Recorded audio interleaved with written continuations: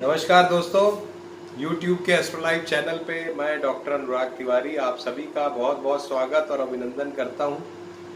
दोस्तों, आज का हमारा ये एपिसोड पिछला जो हमने वर्ल्ड वार पे जो एपिसोड डाला था उसमें कुछ हमारे मित्रों ने कुछ प्रश्न पूछे थे और हमें भी लगा कि उन प्रश्नों का उत्तर देना जरूरी है ताकि विश्व युद्ध के बाद या कोरोना संकट के बाद जो नई विश्व व्यवस्था होगी वो किस तरह की होगी, उस पर हम आपका कुछ मार्गदर्शन कर सकें या कुछ प्रकाश उस पर डाल सकें ग्रहों के माध्यम से।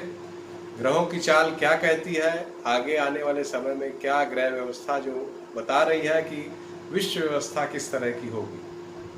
तो दोस्तों, इसी पे आज हमारा एपिसोड है और इसमें एक बहुत ही खास बिंदु पे को भी हम टच करेंगे, तो उसको जरूर आप सुनिएगा और अंत तक इस वीडियो को फॉलो कीजिएगा। छोटा वीडियो हम बना रहे हैं। दोस्तों, सबसे पहले मैं बात करूंगा कि हमने 8-9 महीने पहले से गुरु और शनि की युति के बारे में अपने कई वीडियोस डाले थे और ये बताया था कि विश्व पे वैश्विक व्यवस्था पे बहुत बड़ा परिवर्तन आने वाला है, क्योंकि दो बड़े ग्रह गुरु और शनि आपस में युति करने वाले हैं और उन्होंने युति अपनी पहले शुरू की सितंबर 2019 से और फिर वो युति जनवरी में चेंज हुई, वो भंग हुई और उसके बाद पुनः वो युति हुई मार्च से मई तक। तो दोस्तों, ये युति जो है उस समय के जो पीछे के समय में कुछ समय के लिए हुई थी, अब वो युति नवंबर से 1 वर्ष के लिए लगातार होगी दोस्तों। और जैसा हमने पहले भी बताया है कि गुरु और शनि जो दो बड़े ग्रह हैं और ये दो बड़े ग्रह जब एक साथ मिल के बैठ जाते हैं तो ये दोनों ग्रह कुंडली के लगभग 10 से 11 भावों को गवर्न करते हैं।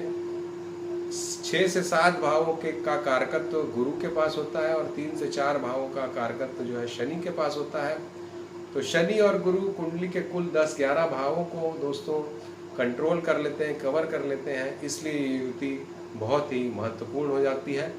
तो आइए अब जानते हैं कि इस युति का क्या प्रभाव होगा, क्योंकि ये नवंबर से लेके अगले वर्ष के 2021 के नवंबर तक रहेगी। इसी दरमियान विश्व युद्ध की परिस्थितियों की भी हमने बात की है, चलते चलते उस समय तक ये बातें चलेंगी।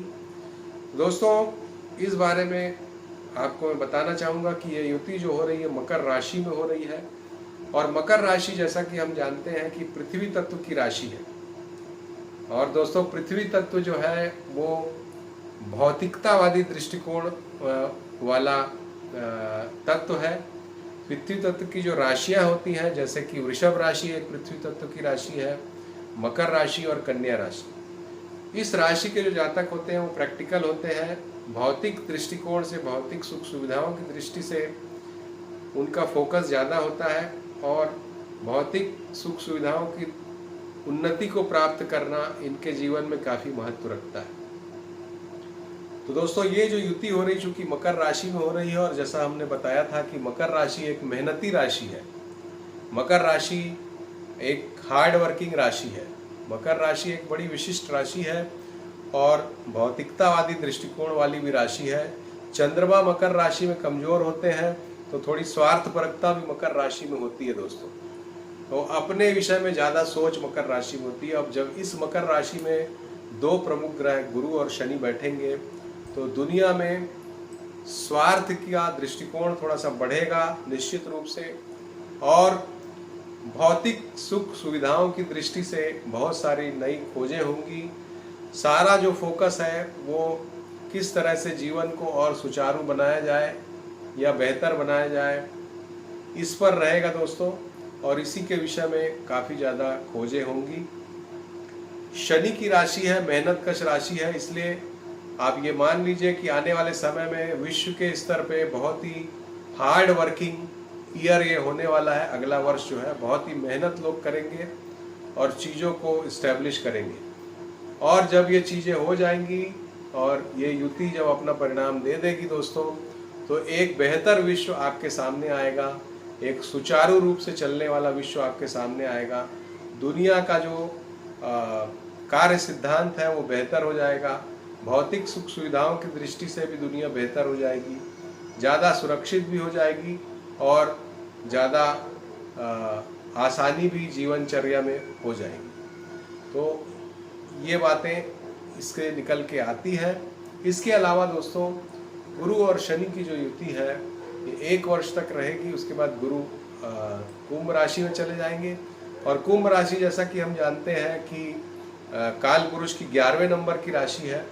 तो उस 1 वर्ष में 2021 के नवंबर से 2022 नवंबर जितना कुछ दुनिया ने खोया है आर्थिक दृष्टिकोण से, सब कुछ प्राप्त हो जाएगा दुनिया को और बल्कि और बेहतर हो जाएगा।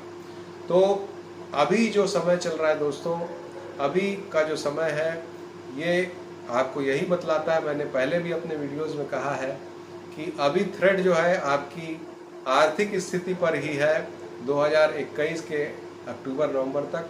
तो आप अपनी आर्थिक स्थिति पर ध्यान दीजिए। गुरु और शनि की युति आपको ये जरूर बताएगी कि कैसे किस दिशा में आप अपने आप को और बेहतर कर सकते हैं।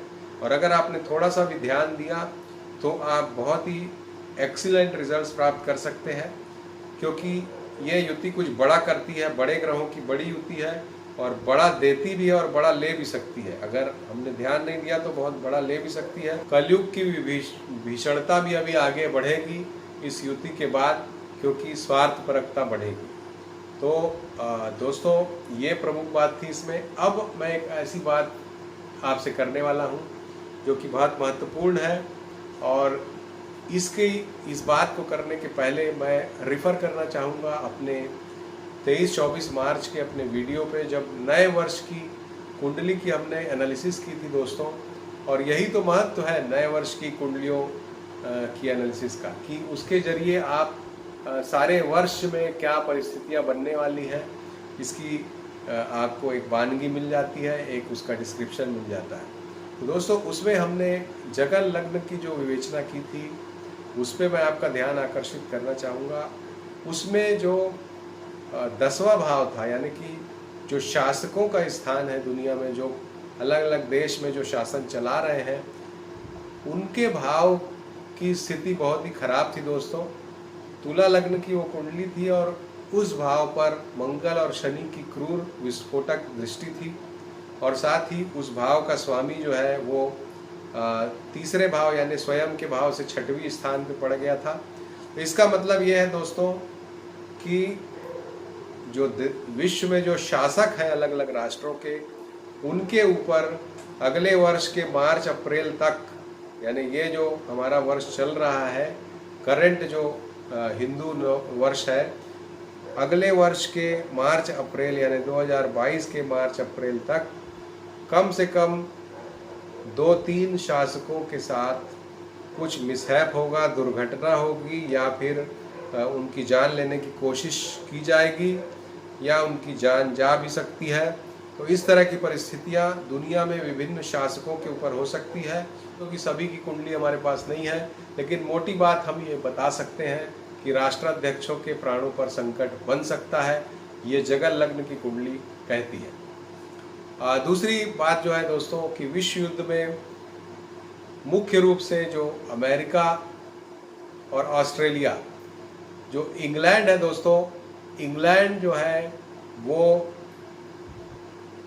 विश्व की जो व्यवस्था है उसका एक प्रमुख देश है। आप शायद जानते होंगे, अभी भी इंग्लैंड का बहुत बोलबाला है दोस्तों, और उसके 2 जो बेटे हैं बाहुबली बेटे, एक बेटा है अमेरिका जो सबसे बड़ा बाहुबली है, और दूसरा बाहुबली बेटा है ऑस्ट्रेलिया। तो इंग्लैंड को जब भी किसी परिस्थितियों में इंग्लैंड आता है तो ये 2 बाहुबली बेटे बहुत ही मुख्य रोल ले करके सामने वाले जो दुश्मन है उसको धाराशाही करते हैं।